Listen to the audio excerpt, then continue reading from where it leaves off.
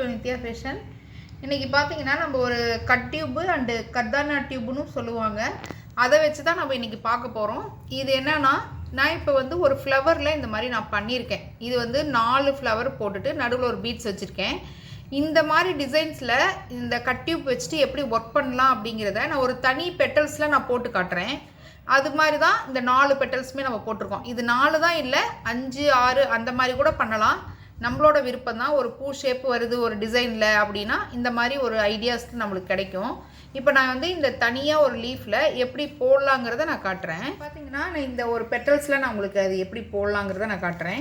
இப்போ நான் இந்த மாதிரி ஒரு லீஃப் ஷேப் வரைஞ்சிட்டேன். நடுவில் எதுக்காக ஒரு சென்டரில் நான் நடுவில் கோடு போட்டிருக்கேன் பாருங்கள். அது எதுக்காக அப்படின்னா இப்போ வந்து புதுசாக போடுறீங்க ஃபஸ்ட்டு இப்போ தான் பழகுறீங்க அப்படின்னா உங்களுக்கு வந்து இந்த நடுவில் சென்டர் கோடு இருந்துச்சுன்னா உங்களுக்கு ஈஸியாக இருக்கும். நம்ம அந்த சென்டர் பார்த்தே பாயிண்ட் பண்ணி எடுக்கிறதுக்காக ஈஸியாக இருக்கும். அதனால தான் நான் இந்த மாதிரி பண்ணியிருக்கேன். இப்போ ப்ராக்டிஸ் அப்படின்னா அது தேவையில்லை. இப்போ புதுசாக போடுறவங்க அப்படின்னா இந்த மாதிரி கோடு போட்டுக்கிட்டிங்கன்னா உங்களுக்கு ஈஸியாக இருக்கும். இப்போ நான் என்ன பண்ண போகிறேன்னா நான் வந்து அமிட்டோ த்ரெட் எடுத்திருக்கேன். இந்த மாதிரி அமிட்டோ த்ரெட் எடுத்திருக்கேன். கட் டியூப் வந்து நான் க்ரீன் கலரில் தான் எடுத்திருக்கேன். இங்கே பாருங்கள். இதை வந்து கட் டியூப்னு சொல்லுவாங்க, khardhana டியூப்னு சொல்லுவாங்க. இதில் வந்து சைஸ் வாரியாக கிடைக்கும். இதுலேயே குட்டியாகவும் இருக்குது. அது அந்த மாதிரி இது போடும்போது உங்களுக்கு ஜர்தோசி போட்ட லுக்கு கிடைக்கும். இது அதை விட கொஞ்சம் பெரிய cut tube and khardhana tube. ஒவ்வொரு இடத்துலையும் ஒவ்வொரு மாதிரி சொல்லுவாங்க. அதனால தான் நான் வந்து கட் டியூப்னு சொல்லியிருக்கேன். இப்போது நான் இது எப்படி போடலாங்கிறத காட்டுறேன். நான் அமிட்டோ த்ரெட் எடுத்துகிட்டு இப்போ நம்ம ஃபஸ்ட்டு என்ன பண்ண போகிறோம் அப்படின்னா இந்த எட்ஜ் இருக்குது இல்லையா, இந்த ஷார்ப்னஸ் இந்த இடத்துல இருக்குது இல்லையா, இந்த இடத்துல இருந்து நான் எடுத்துக்கிறேன். எப்போ அமிட்டோ த்ரெட்டில் நீங்கள் நூல் எடுத்தாலுமே முடிச்சு போட்டு எடுத்துகிட்டு ஒரு செயின் போட்டுக்கோங்க எப்போவுமே. ஏன்னா அந்த முடிச்சு போட்டு எடுத்துருக்கும்போது அது வந்து கலண்டுட்டு வரக்கும் சான்ஸ் இருக்கும். ஒரு சிலருக்கு எப்படி நீங்கள் கீழே எடுத்தீங்கன்னு கூட கேட்பீங்க. இப்போ பாருங்கள், இப்போ இந்த மாதிரி நான் முடிச்சு போட்டு எடுத்திருக்கேன். இந்த அமிட்டோ த்ரெட்டில் எண்டில் நம்ம எப்போவுமே சிங்கிள் நூலாக தான் தைக்க போகிறோம் இல்லையா. அமிட்டோ த்ரெட்டில் முடிச்சு போட்டு எடுத்துகிட்டு இந்த மாதிரி நம்ம எடுத்திருக்கோம். இங்கே பாருங்கள், நான் அதை அப்படியே கீழே கொண்டு போயிட்டு இந்த இடத்துல ஷார்ப்புக்கிட்ட இருந்து நான் எடுக்கிறேன். இங்கே பாருங்கள், இப்படி எடுக்கும்போது என்ன ஆகும், இப்படி மேலே வரைக்கும் நான் இழுக்கும்போது அந்த முடிச்சு வந்து இந்த துணியோட இடத்துல நின்றுடும். அதுக்கப்புறம் அப்படியே சப்போஸ் நம்ம வந்து அப்படியே விட்டுட்டு அடுத்தது கட் டியூப் எடுத்தோம் அப்படின்னா ஒரு சில கிளாத் வந்து லேஸாக இருக்கும். அதனால் மேலே எடுத்துகிட்டு வர்றதுக்கு சான்ஸ் இருக்கும் அந்த முடிச்சு. அதனால் இப்போ என்ன பண்ணுறோம், நம்ம இந்த இடத்துல ஒரு செயின் போட்டுக்கோங்க.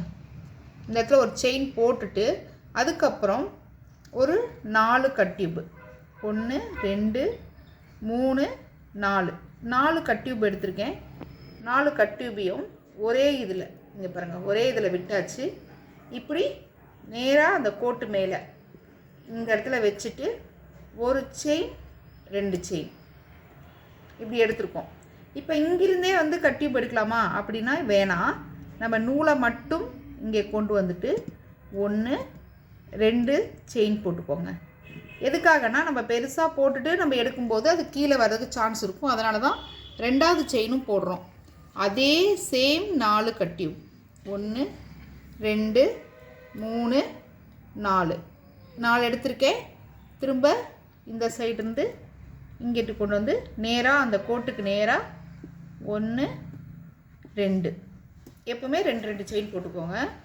இந்த சைடு நூல் கொண்டு வந்திருக்கோம் 1 2. மேக்ஸிமம் என்ன பண்ணுங்கள், நீங்கள் வந்து இந்த கட் டியூப் வந்து எந்த கலரில் நீங்கள் வாங்கியிருக்கீங்களோ அந்த கலரே சேம் கலர் எடுத்துக்கோங்க. அப்போ தான் உங்களுக்கு வந்து அந்த கலர் வந்து அழகாக தெரியும். அந்த க்ரீன்னா அந்த அழகாக க்ரீனே தெரியும். 1 2 இப்போ மறுபடியும் 4 கட் டியூப் இப்படி 4 எடுத்துட்டேன். இப்போ பாருங்கள், இங்கிருந்து எடுத்துட்டு திரும்ப இந்த இடத்துல 1 2 திரும்ப நூலை இந்த சைடு கொண்டு வரோம். இந்த சைடும் மாற்றி மாற்றி நம்ம வைக்க போகிறோம். 1 2 3 4 இப்போ இதே மாதிரி அந்த நடுவில் கோடு தான் நம்மளுக்கு கணக்கு. அந்த கோட்டு மேலே எடுங்க, 2 செயின் எடுங்க. திரும்ப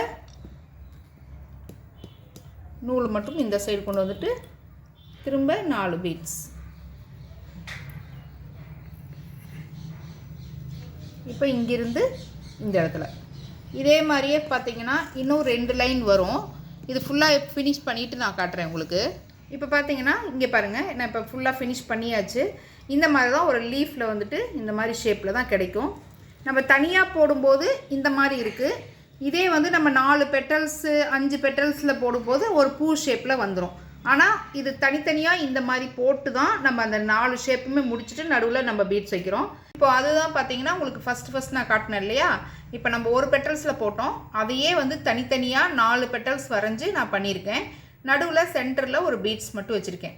இப்போ நம்ம இது மாதிரி எப்படி வேணாலும் டிசைன் பண்ணலாம். மெத்தட் வந்து இந்த மாதிரி தான் நம்ம போடணும். இது எல்லாம் உங்களுக்கு புரிஞ்சிருக்குன்னு நினைக்கிறேன். தேங்க்யூ.